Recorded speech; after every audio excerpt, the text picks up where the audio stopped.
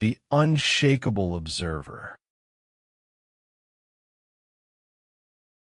Why are you letting a stranger on the internet decide how your morning feels?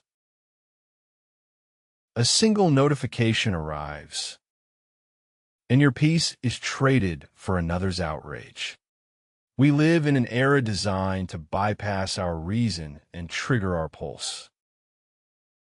Every screen is a door, and we have left them all wide open.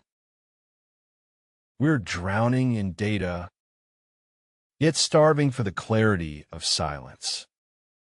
The problem is not the noise itself, but our automatic reaction to it. We treat every impression as a fact, every opinion as a command. A piece of news breaks, and we immediately grant at our distress. A phantom threat appears, an AI voice, and we lose our ground. We have become passive spectators in the theater of our own minds. We forget that between the event and the emotion, there is a space. This space is where your freedom lives and where your peace dies. Most of us have surrendered this territory to the highest bidder. We give our attention away, like coins thrown into a bottomless well. It is time to reclaim the gate and appoint a new guard. The ancient Stoics called this the discipline of assent. A sacred filter is the art of pausing before you believe what you feel. Epictetus taught that we should not be carried away by our impressions. When a thought enters your mind, address it as a passing traveler. Ask it, are you truly what you appear to be, or a shadow? To assent is to agree that a representation is true and valid. But most of the digital noise we consume is inherently false.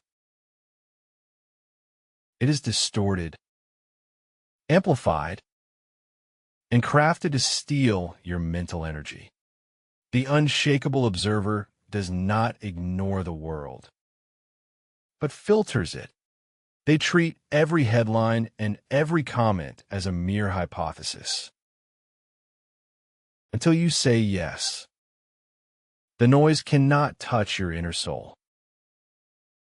You are the judge presiding over a court of endless sensory evidence. If the evidence is noise, you simply refuse to sign the verdict.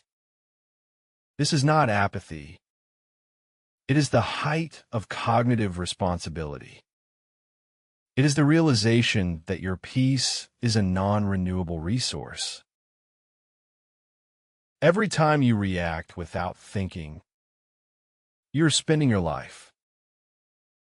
The sage stands at the threshold, watching the chaos without joining it. They see the fire in the valley, but they are the mountain. Impressions are like waves crashing against a lighthouse of pure reason. They break and dissipate, leaving the light exactly where it was. Practical application begins with the power of the first 5 seconds. When you see a post that makes your blood boil, stop.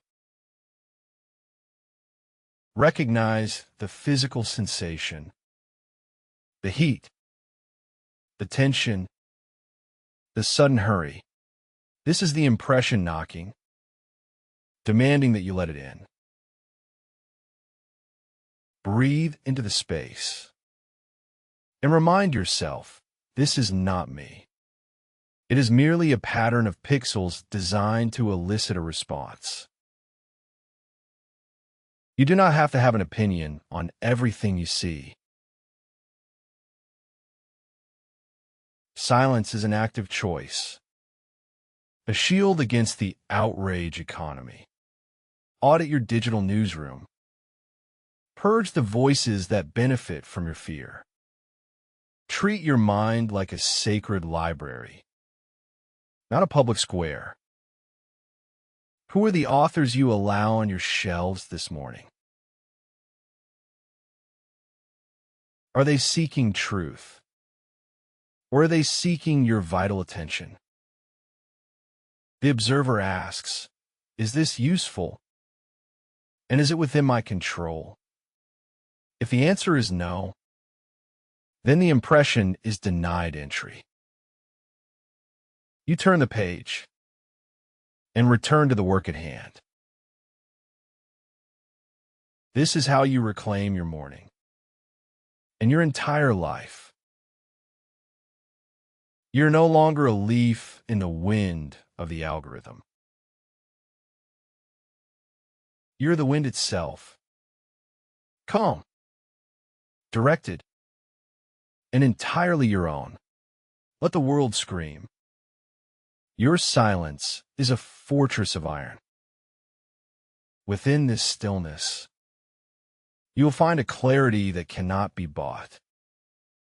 The unshakable observer is not found in the forest, but the feed. Peace is not the absence of noise, but the presence of assent.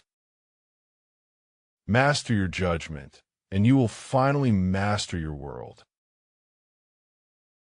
Stand at the gate and watch. The light is finally returning.